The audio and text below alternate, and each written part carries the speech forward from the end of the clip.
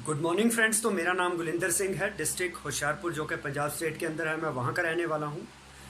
तो दोस्तों आज मैं आपके सामने एक नई वीडियो लेके आया हूँ। जैसे कि मैंने यूट्यूब के ऊपर एक वीडियो देखी थी जिसमें किसी लड़के ने बता रखा था कि जो KRS मल्टीप्रो कंपनी है इसमें एक अजय शर्मा जी जो लीडर हैं वो सेटिंग के साथ आए हैं। तो और भी कईयों के बारे में कहा जा रहा है कि वो सेटिंग लेकर कंपनी में आए हैं। तो ये मैं आज क्लियर करूंगा कि सेटिंग का मतलब क्या होता है, सेटिंग कंपनी को देनी चाहिए या नहीं देनी चाहिए, लीडर को सेटिंग लेनी चाहिए कि नहीं लेनी चाहिए, ये चीज़ें ख़राब हैं या अच्छी हैं, उसके बारे में आज हम डिस्कस करेंगे इस वीडियो के अंदर। तो अगर आपने मेरा चैनल अभी तक सब्सक्राइब नहीं किया है तो पहले तो मैं आपसे ये चाहूँगा कि आप चैनल को सब्सक्राइब ज़रूर करें। दूसरा, आप बेल आइकॉन को प्रेस जरूर करें ताकि आने वाले वीडियोस की नोटिफिकेशन आपको सबसे पहले मिल सके और कोई भी इम्पोर्टेंट वीडियो आपसे मिस ना हो। तो इसके अलावा इस वीडियो को लाइक एंड शेयर ज़रूर करें, कमेंट ज़रूर करें आपको ये वीडियो कैसी लगी, आपके क्या व्यूज़ हैं इस बारे में, आप अपनी भी राय दीजिए। तो हो सकता है मैं किसी पॉइंट पे गलत हूँ, तो आपका विचारों की हम कदर करते हैं, वहाँ से हमें सीखने को मिलेगा, तो हम और भी आगे से बढ़िया वीडियो बना पाते हैं फिर आपके कमेंट्स के कारण। तो बात करते हैं कि जैसे आम लोगों की धारणा क्या है जब हम नेटवर्क मार्केटिंग बिजनेस में वर्क कर रहे हैं। तो आम मार्केट की क्या धारणा होती है, वो कहते हैं ये जो लीडर होते हैं ना, जो खुद तो बाइक के ऊपर आते हैं लेकिन हमें सपने दिखा के आते हैं ऑडी के, BMW, मर्सिडीज, जैगुआर के, तो खुद ये मोटरसाइकिल पे घूमते हैं। तो मैं उनको ये कहना चाहूँगा कि किसी भी बड़े काम की शुरुआत जीरो से होती है। जब एक हम बड़ी इमारत भी देखते हैं तो वो इमारत पहले बेस बनता है, फिर इमारत बनती है। तो कोई भी चीज़ जीरो से शुरू होती है। आज कोई बंदा साइकिल पे है, इसका मतलब ये नहीं वो ज़िंदगी में ऑडी नहीं ले सकता। अगर वो मोटरसाइकिल पे है, इसका मतलब ये नहीं वो कल को हेलीकॉप्टर नहीं ले सकता। तो हर आदमी ने जिसने सपना देखा आज वो सपने पूरे हुए। जितनी भी हम चीज़ें आज दुनिया में देखते हैं, जो किसी ने एक सपना देखा था फिर वो चीज़ बनी। तो तीन तरह से कोई भी चीज़ बनती है। सबसे पहले वो चीज़ बनती है हमारे विचार के अंदर, वो हमारे एक कल्पना के अंदर चीज़ बनती है। पहली बार वो चीज़ हमारे ख्यालों में बनती है, हमारी कल्पना में बनती है। दूसरा, वो बनती है पेपर के ऊपर। तो तीसरे नंबर पे वो बनती है हकीकत में, जब उस पर एक्शन किया जाता है। तो 3 स्टेप में कोई भी चीज़ बनती है। तो इस दुनिया में जितने भी सपने हैं वो पूरे होते हैं। जो भी आदमी ने आज तक सोचा है तो उसको जब उसने लिखा और वो पूरा हुआ। हेलीकॉप्टर किसी का सपना था, जहाज किसी का सपना था कि हमें भी इन पंछियों की तरह हवा में उड़ना है, तो हवाई जहाज हेलीकॉप्टर बना। तो जिस आदमी ने कहा था कि मैं एक ऐसी चीज़ बनाने जा रहा हूँ जो हवा से तो भारी होगी लेकिन हवा में उड़ेगी, तो लोगों ने बड़ा उसका मजाक उड़ाया, ऐसे कैसे पॉसिबल है कि हवा से भारी चीज़ हवा में कैसे उड़ सकती है। तो लोगों को मजाक लग रहा था लेकिन उसने ये करके दिखाया। तो आज लोग उसी हवाई जहाज़ में बैठ के करोड़ों मील की यात्रा करते हैं जिसको उन्होंने पहले नकारा था। इसके अलावा पंखा है, हमारा कूलर है, फ्रिज है, AC है, और ट्रेन है, बस है, गाड़ियां हैं। जो सारा कुछ किसी का सपना था, एक कल्पना थी। उस कल्पना को कागज़ के ऊपर उसका प्लानिंग बनाई गई, उसके बाद उसको हकीकत में बनाया गया। तो इस दुनिया के अंदर सपने पूरे होते हैं। मोबाइल फ़ोन बिना तार के बात होगी किसी दूर जगह पर, तो ये भी आज आपके सामने हकीकत हो चुका है। जबकि लोग हंसते थे कि ऐसे कैसे पॉसिबल है कि बिना तार के हम करोड़ों लाखों किलोमीटर दूर बैठे आदमी से बात कर सके, आज हो रही है। तो इस दुनिया में सब कुछ पॉसिबल है। अगर बिना तार के दो लोगों की करोड़ों मील पर बैठे हुए एक दूसरे से दूर बात हो सकती है, तो एक साइकिल या मोटरसाइकिल पर प्लान दिखाने वाला बंदा कल को ऑडी क्यों नहीं ले सकता। तो आपको इस पर विश्वास करना पड़ेगा, ये हकीकत है। बिना पैसा लगाए अगर बड़ा पैसा कमाने का कोई रास्ता है वो नेटवर्क मार्केटिंग है। इसमें क्योंकि पैसा लगा के पैसा नहीं बनता, इसमें आपकी टीम बनती है। टीम के कारण आपका टाइम मल्टीप्लाई होता है। जब आपका टाइम मल्टीप्लाई होता है तो पैसा मल्टीप्लाई होता है, आपके सपने पूरे होते हैं। तो ये तो फॉर्मूला बिल्कुल सही है, क्योंकि यहाँ पे कोई भी अनलॉजिकल बात नहीं की जा रही, यहाँ पे लॉजिकल बात की जा रही है कि टीम के कारण ही आदमी हमेशा कामयाब होता है। क्योंकि टीम के कारण एक तो एफर्ट मल्टीप्लाई होता है, दूसरा अलग अलग लोगों के विचार एक्सचेंज होते हैं, तीसरा टाइम मल्टीप्लाई होता है, जिस कारण से आप एक्स्ट्रा ऑर्डिनरी सक्सेस ले पाते हैं। तो टीम तो बनानी पड़ेगी। टीम बनाने का हमारे पास एक ही तरीका है, बिना पैसा लगाए नेटवर्क मार्केटिंग। तो लोग क्या कहते हैं कि ये जो नेटवर्कर होते हैं ना, ये तो लोगों का ब्रेन वॉश करते हैं। बिल्कुल सही बात है, हम लोगों का ब्रेन वॉश करते हैं। क्योंकि बचपन के अंदर हर आदमी के अंदर गलत धारणाएं, गलत मिथ्स, गलत धारणाएं पैदा की जाती हैं कि लोगों को ये सिखाया जाता है करोड़ों लगाओ लाखों आएंगे, लाखों लगाओ हज़ारों आएंगे, हज़ारों लगाएंगे तो सैकड़े आएंगे। तो लोगों को ये बताया जाता है बिजनेस करना बहुत आसान है। बहुत मुश्किल है। तो लोगों के माइंड में क्या बैठ गया कि हम बिजनेस नहीं कर सकते, बिजनेस बहुत मुश्किल है, इसमें हम दिवालिया हो जाएंगे, हमारे पास नॉलेज नहीं है, हमारा खानदान पहले से बिजनेस नहीं करता था। तो इसी तरह से अगर जॉब की बात आती है तो बचपन से ही हम अपने माँ बाप को, पड़ोसियों को, रिश्तेदारों को यही कहते सुनते आए, अच्छी पढ़ाई कर, अच्छी नौकरी मिलेगी, सपने पूरे होंगे। तो नौकरी हमारे दिमाग के अंदर जो एक गलत धारणा बैठा दी गई, क्योंकि जिससे कभी भी हमारा टाइम मल्टीप्लाई नहीं होता, उससे हमारा पैसा कभी भी मल्टीप्लाई नहीं होगा। तो इसका मतलब कि वो जो गलत धारणाएं हमारे दिमाग के अंदर बैठी हुई हैं, पहले तो उनको बाहर निकालना पड़ेगा, तभी तो नई नॉलेज हम आपके दिमाग में जा पाएगी। तो इसका मतलब ब्रेन वॉश करना जरूरी है। मान लो एक लोहे के ऊपर जंग लगा हुआ है, तो अगर इसके ऊपर ही पेंट लगा देंगे तो होगा क्या, पुराना जंग जब उतरेगा तो पेंट लगाने का कोई फ़ायदा नहीं होगा। पहले इसको रगड़ना पड़ेगा, इसको वॉश करना पड़ेगा, इसको साफ़ करना पड़ेगा, फिर पेंट करेंगे, फिर वो पेंट उस पर स्टे करेगा। इसी तरह से ही जिस आदमी के अंदर गलत धारणाएं हैं, जब तक हम उन गलत धारणाओं को, उसके गलत मिथ जो हैं उनको नहीं बदलेंगे, तब तक वो उसका माइंड सेटअप चेंज नहीं होगा। तो जब हम किसी का ब्रेन वॉश करते हैं, इसका मतलब हम उसका एक माइंड सेटअप चेंज करते हैं। जो वो पहले मान के बैठा है, हम उसका ब्रेन वॉश करके उसको नई नॉलेज देते हैं, उसके आधार पर वो नया डिसीजन लेता है। तो ब्रेन वॉश जैसे कहा जाता है, नेटवर्किंग में किया जाता है, तो ब्रेन वॉश करना ही हमारा काम होता है। तो जब आप एक साइकोलॉजिस्ट के पास भी जाते हैं, तो उस समय भी वो आदमी को हमदर्दी में लेते हुए उससे पूरे सवाल पूछता है, उसका पास पूछता है, उसके साथ क्या क्या घटनाएं हुई सारा पूछता है। जब वो देखता है इसके दिमाग में ये बातें बैठी हुई हैं, किसी ने इसको धोखा दे दिया, कोई इसकी कदर नहीं करता, इसकी सेल्फ रिस्पेक्ट को ठेस लगी, इस कारण से डिप्रेशन में है, फिर वो उसका ब्रेन वॉश करता है और पुरानी नॉलेज को हटाते हुए नई नॉलेज भरता है, जिस कारण से वो आदमी डिप्रेशन से बाहर आता है, उसको ज़िंदगी में एक नई उमंग, उत्साह मिलता है। तो इसलिए जब भी हम लोगों को प्लान दिखाते हैं तो हम वहाँ पे ब्रेन वॉश ही करते हैं। तो ब्रेन वॉश करना बुरी बात नहीं है, ये एक अच्छी बात है। किसी आदमी की पुरानी गलत धारणाओं को अगर सही धारणाओं में कन्वर्ट कर दिया जाए तो इससे अच्छा काम कोई नहीं हो सकता। तो अब रही सेटिंग की बात। कहते हैं कि अजय शर्मा जी KRS कंपनी के अंदर बड़ी सेटिंग लेके आए हैं। यहाँ तक हमने सुना है कि अजय शर्मा जी पहले ओके लाइफ केयर में 10 लाख रुपए लेके गए थे, अब वो KRS में आए हैं तो उन्होंने 30 लाख रुपए लिए हैं। पहली तो बात मैं ये कहना चाहूँगा कि इससे पता चलता है कि कंपनी कितनी स्ट्रांग है, उसकी मैनेजमेंट, उसके ऑनर कितने स्ट्रांग होंगे, जो 30 लाख रुपए देने की पहले तो हैसियत रखते हैं। तो एक बड़ी कंपनी ही किसी बड़े लीडर को खरीद सकती है, किसी छोटी मोटी कंपनी में इतनी औकात नहीं है कि वो बड़े लीडर को बड़ा पैसा दे पाए। तो पहली तो बात मैं ये कहूँगा कि अगर अजय शर्मा जी को KRS ने खरीदा है तो वो छोटे मोटे लीडर नहीं है, वो बड़े लीडर है।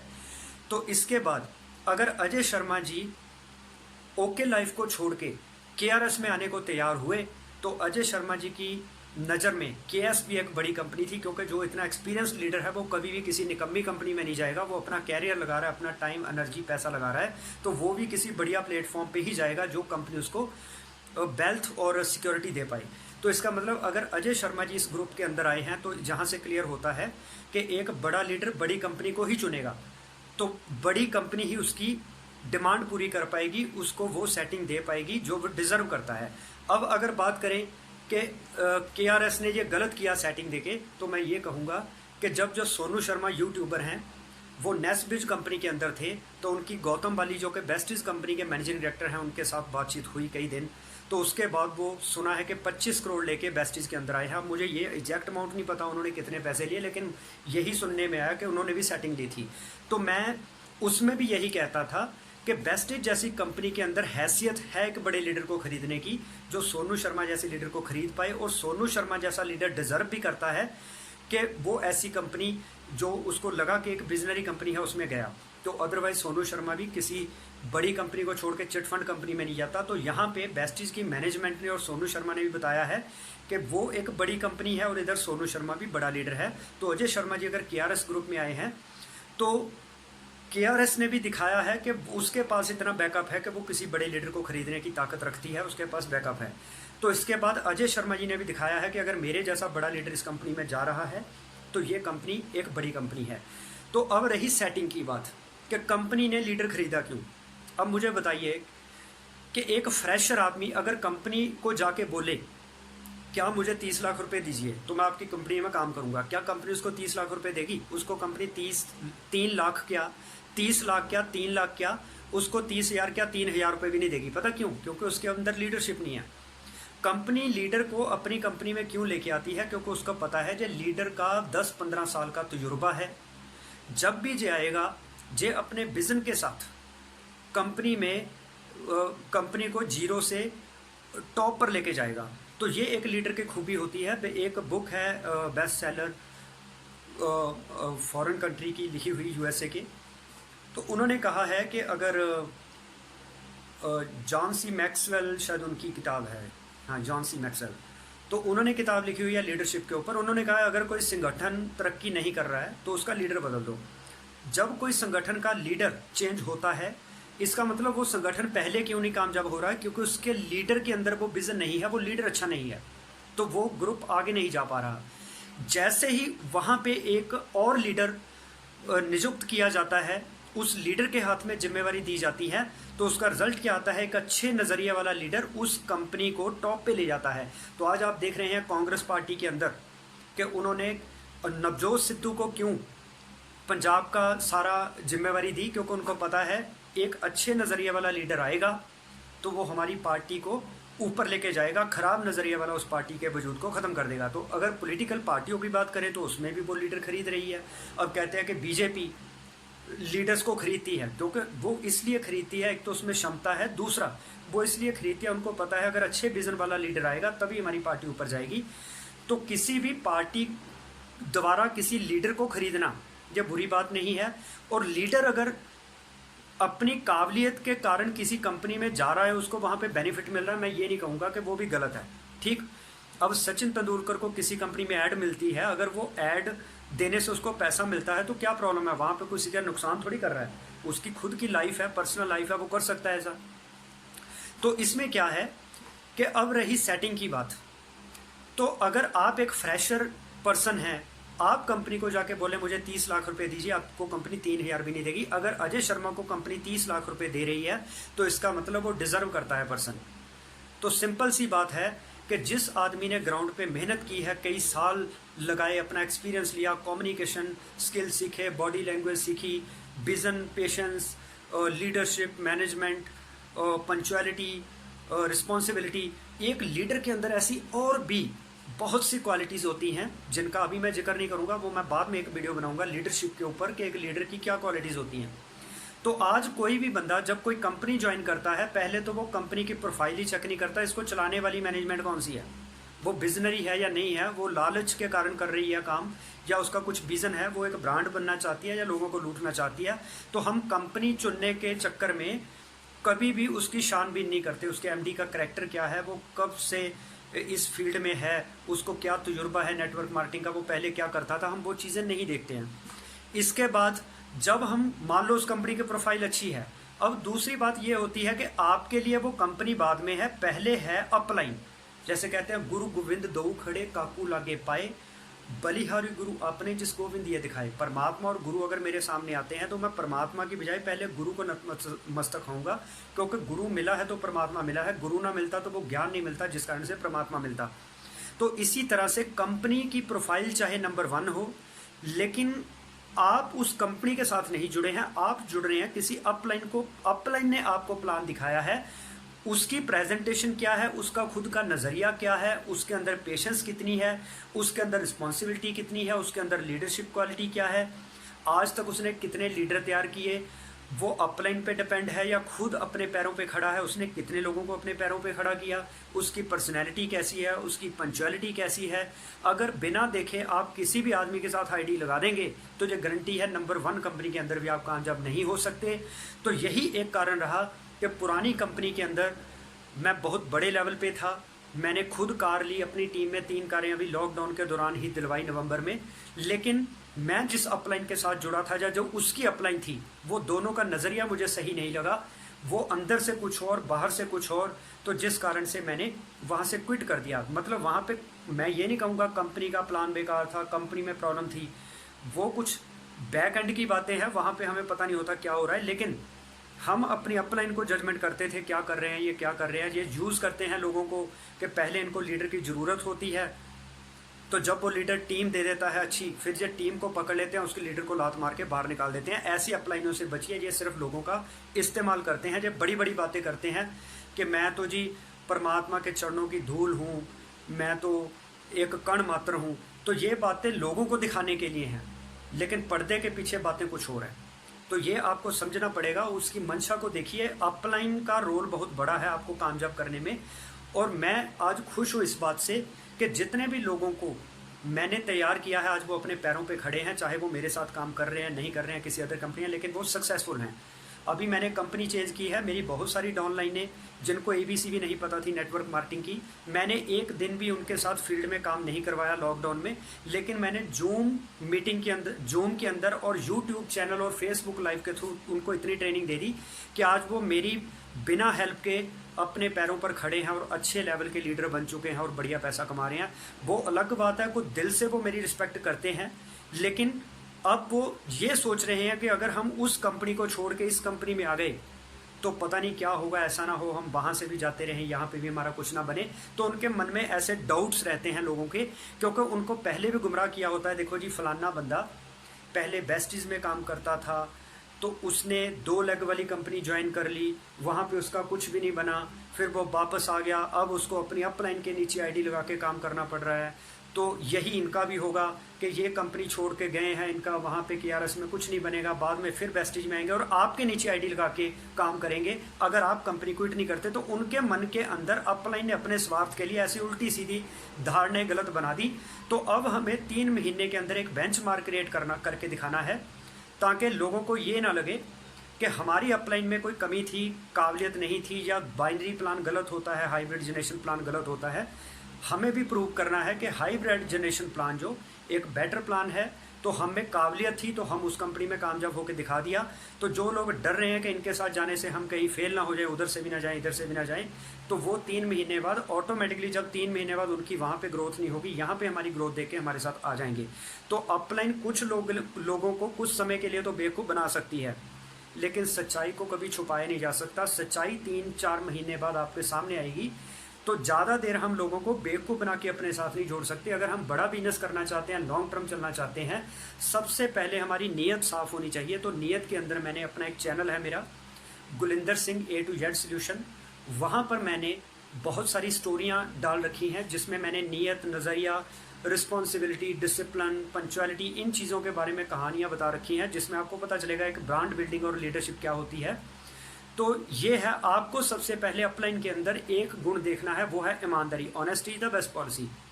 और रात भी अपनी मैं जूम ट्रेनिंग में ये बता रहा था अपनी टीम को कि दोस्तों, जो समर्पण है ये बहुत ज़रूरी है। समर्पण के बिना सक्सेसफुल नहीं हो सकते। आपको किसी को गुरु मानना पड़ेगा, उसके हिसाब से चलना पड़ेगा। अगर नहीं करेंगे तो आप जल्दी कामयाब नहीं हो पाते। तो इसके अलावा आपको अपनी अपलाइन के अंदर गुण देखना है, ईमानदारी। आपकी कथनी और करनी में फ़र्क नहीं होना चाहिए। जो आप कहते हैं उसके लिए वो करके दिखाइए। फिर कमिटमेंट का पक्का होना चाहिए लीडर। और लीडर में 2 चीज़ें होती हैं, प्रतिबद्धता और अखंडता। प्रतिबद्धता होती है जो वादा मैंने अपने साथ किया वो निभाऊंगा, और जो वादे मैंने लोगों के साथ किया वो भी निभाऊंगा। तो लीडर जो कथनी होती है वही करनी होती है, उसकी कथनी करनी में अंतर नहीं होता।